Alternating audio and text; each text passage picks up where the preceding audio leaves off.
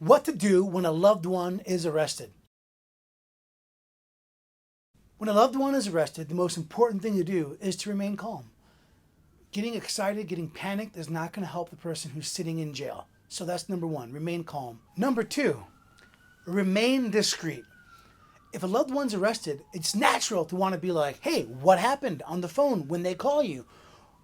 But just understand, every single jail call is recorded. And most jail calls are going to be listened to by the state. That's a normal part of the process. When I was an intern at the prosecutor's office, I had to listen to jail calls. I've had cases that were amazing. We would have won hands down. And then 2-3 days before the jury trial, the state walks over with a big old smile on their face, hands me a CD. And they say, Marc, go play it. We'll hang out in the lobby. And I know every single time that happens, it's going to be a jail call where my client admits to doing exactly what the state said they're going to do.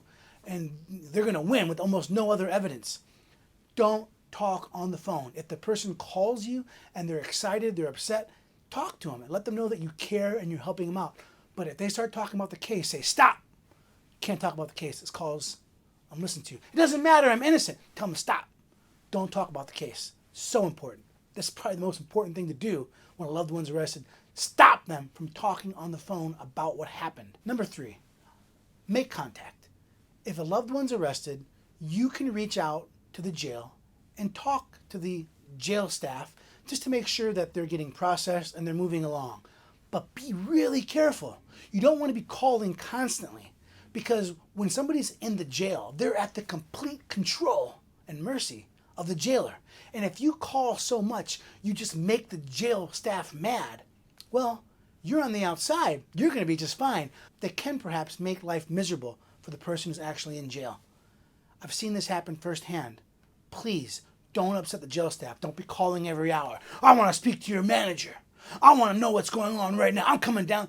You have to be respectful. Even if your loved one's calling you and telling you, hey, they're being mean to me, it's horrible. I want to let you in a secret. Jail is terrible.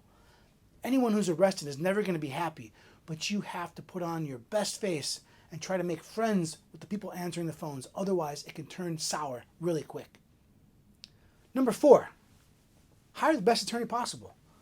How are you going to find that? Well, a lot of people, when they pay the bond, will be like, hey, bondsman, who do you recommend? Bondsmen are like anybody else. Their recommendations can sometimes be good. Sometimes it can be terrible. Sometimes a bondsman recommends their friend who they go drinking with and has no experience in that court, or perhaps they're a terrible attorney. Take everything with a grain of salt, and whoever is recommended, check them out online. See if they have a website. See if it's a kind of law they do. Check out their reviews. The 5th one, if there is a bond, figure out what kind of bond it is. Bondsmen help you out with that, but also the court staff will let you know too. There's multiple types of bond. The first one is own recognizance, meaning there's no bond at all. They're going to get released. They got to just get processed. And how long they get processed can depend on the type of crime they're arrested for. If it's a DUI, there's a chart where a person has to be in jail for so many hours before they can be let out. If it's a other type crime, they can be in and out really quickly. If it's Marion County, they're going to be there for a little bit. If it's Boone County, they might just have to check themselves in, pay their bond, and walk out within 20 minutes. All these counties have a little bit different idiosyncrasies, and you got to figure that out. But own recognizance means there's no bond. A cash bond means you have to pay that cash to get out. A $500 cash bond means you got to pay $500 to get out. There's also a surety bond, $25,000 surety. Oh my God, that sounds like a lot of money, and it is. But a $25,000 surety means you have to pay a bondsman about 10%, $2,500 to get your loved one out. Some bondsmen do 8% now. I've seen that. Whatever. Find the bondsman who's really good. Get your loved one out of jail if you got that. Some courts want a hybrid bond, a little bit of cash and a little bit of surety. Just call the court staff, or even better, feel free to call me, 317-632-3642. I'll chat with you. I got some contacts in some of these jails.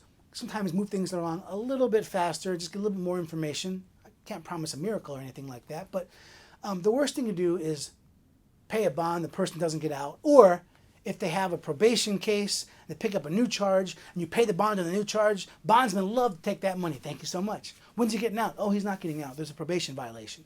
So I prefer, the best case is to contact an attorney first to try to coordinate the bond situation if there is a bond to be paid. Again, be nice, remain calm, don't let them talk on the phone. If you have any questions, give me a call, 317 632-3642. And remember, always plead the fifth.